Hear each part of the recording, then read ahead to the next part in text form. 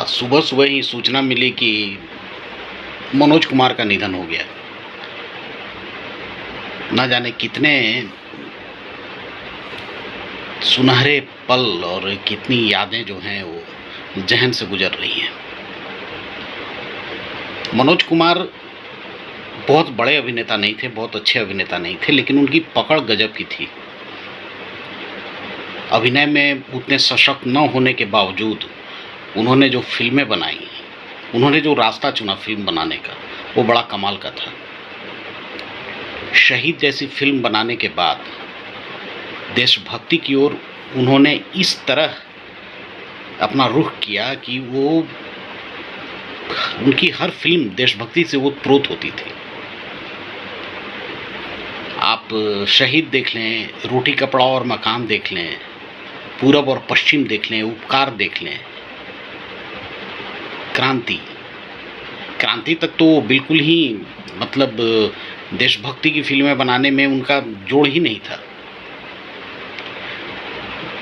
उन्होंने बहुत शुरू में शायद दिलीप कुमार की एक फिल्म देखी थी जिसमें दिलीप कुमार के चरित्र का नाम मनोज हुआ करता था, मनोज कुमार, और उसी से वो प्रेरित होकर उन्होंने अपना नाम जो है मनोज कुमार रख लिया।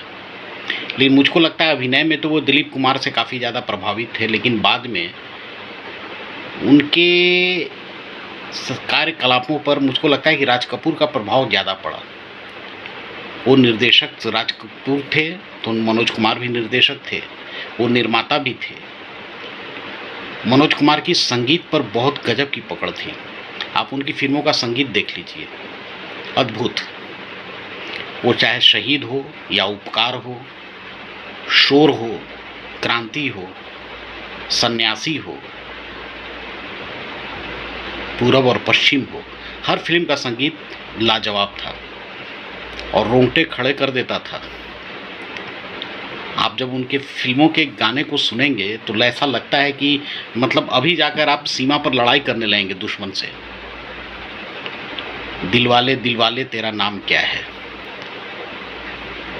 चाहे आप मेरे देश की धरती सोना उगले, पूरब और पश्चिम का गीत, भारत का रहने वाला हूँ, भारत की बात सुनाता हूँ। मनोज कुमार एक बेहतरीन कहानीकार थे। कहानी कहने का तरीका उनका बड़ा अलग था, उनके कैमरे का एंगल बहुत अलग था। आप उनके गानों का फिल्मांकन देखेंगे, जैसे रोटी कपड़ा और मकान में आप याद कीजिए मैं ना भूलूंगा, मनोज कुमार, शशि कपूर और जीनत अमान एक फ्रेम में खड़े हैं, लेकिन उनका जो चेहरा है वो एक आईने पर दिखाया जा रहा है। या फिर आप देखेंगे कि कहीं ना कहीं से एक एंगल आता है, वो चूड़ी के बीच में से हीरोइन का चेहरा दिखाता है। उनके गाने का फिल्मांकन बहुत ही अच्छा हुआ करता था। शोर का गाना, पानी रे पानी तेरा रंग कैसा,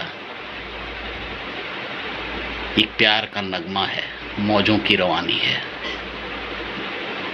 मनोज कुमार को जब ये खबर मिली आज कि मनोज कुमार नहीं रहे, तो एक उनकी फिल्म का एक बेहतरीन गाना था लता मंगेशकर का गाया हुआ, शायद फिर उस जन्म में मुलाकात हो न हो, वो कौन थी। उन्होंने बाहर की फिल्मों में भी बहुत काम किया। ऐसा नहीं है कि उन्होंने केवल अपने प्रोडक्शन के फिल्मों में काम किया, नहीं, बाहर की फिल्मों में बहुत काम किया। वो कौन थी में काम किया, साजन, फिर आपका मैं कहता हूँ साजन हो गया, वो कौन थी, गुमनाम में भी बड़ा अच्छा अभिनय था उनका। वो कौन थी तो खैर लाजवाब थी। हरियाली और रास्ता, इनकी फिल्मों में बहुत हद तक कल्याण जी आनंद जी शुरू में संगीत देते थे, बाद में फिर लक्ष्मीकांत प्यारेलाल का जो है वो मनोज कुमार के कैंप में उनका आना हुआ। मनोज कुमार के ही लिए पहली बार संतोष आनंद ने गाना लिखना शुरू किया, एक प्यार का नगमा है, मौजों की रवानी है। इवन क्रांति में भी उन्होंने गाना लिखा। बहुत बाद तक संतोष उनकी जो एक फिल्म थी जो कि नहीं चली, क्योंकि क्रांति के बाद मनोज कुमार की फिल्में कोई खास चली नहीं।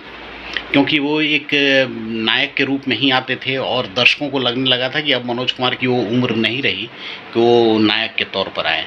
तो इस दौर में उनकी क्लर्क, संतोष, ये सब फिल्में फ्लॉप रही। लेकिन संतोष का भी एक गीत बड़ा अच्छा था, नितिन मुकेश का गाया हुआ, यूँ लगने लगी आजकल जिंदगानी, किसी मोड़ पर छोड़ जाए जवानी। बहुत ही अच्छा गीत था। मैं समझता हूँ नितिन मुकेश और लता मंगेशकर ने गाया था इस गीत को। नितिन मुकेश को रिप्लेस किया नितिन मुकेश ने मनोज कुमार को। मनोज कुमार के सारे गाने, मैक्सिमम गीत जो हैं उनके मुकेश ने के गाए हुए हैं। लेकिन बाद में जो है नितिन मुकेश के निधन के बाद क्रांति में जिंदगी की न टूटे लड़ी, लुई तमाशा लुई, चना जोर गरम, ये सब में नितिन मुकेश ने अपनी आवाज़ दी। मुकेश के अलावा मनोज कुमार के लिए महेंद्र कपूर ने काफ़ी गाने गाए, खासकर जो देशभक्ति के गीत थे वो महेंद्र कपूर ज़्यादा गा रहे थे। मेरे देश की धरती सोना उगले, पूरब और पश्चिम के सारे गाने,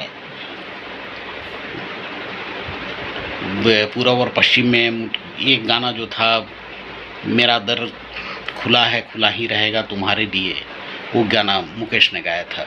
संगीत लक्ष्मी कल्याण जी आनंद जी का था। मनोज कुमार पारखी भी थे। एक किस्सा शायद लोगों को नहीं मालूम हो, डॉन जब बन के कंप्लीट हो गई थी तो मनोज कुमार को डॉन दिखाया गया। मनोज कुमार ने कहा कि भाई ऐसा है कि सेकंड हाफ जो है इसका वो बड़ा चेजिंग वाला है, दर्शकों को जो है वो रिलैक्स होने का मौका नहीं मिल रहा है, ऐसा कीजिए कि इसमें आप एक गाना डाल दीजिए उसमें। और डॉन में तब वो गाना डाला गया, खई के पान बनारस वाला।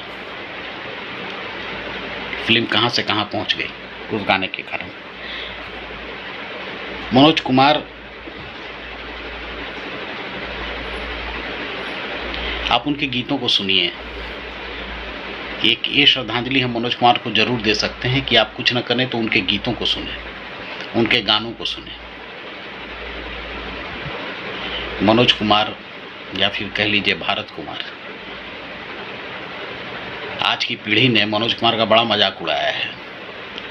उनके हाथों को ऐसे करके रखने का तरीका, लेकिन उनके संघर्ष को शायद किसी ने याद नहीं रखा, या फिर उनकी फिल्मों को